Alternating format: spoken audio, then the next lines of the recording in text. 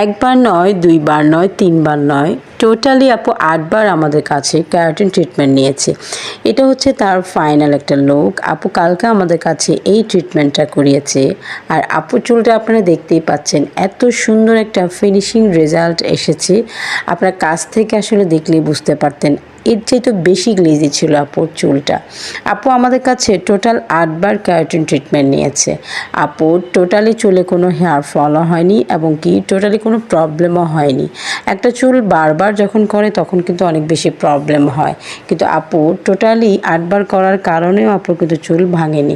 শুধুমাত্র একটু আপু যত্ন যখন করেনি আর ঢাকার পানির কারণে আপুর চুলটা একটু রাফনেস হয়ে গিয়েছিল, সেটা আপু নিজেই বলেছে। একেবারে ওয়াশের পর ফাইনাল একটি লুক নিয়েই আমি আপনাদের মাঝে হাজির হব। সেই পর্যন্ত ২ থেকে ৩ দিন আরও অপেক্ষা করতে হবে। আল্লাহ যদি বাঁচায় আপু নিজেই আপনাদেরকে সুন্দর একটা রিভিউ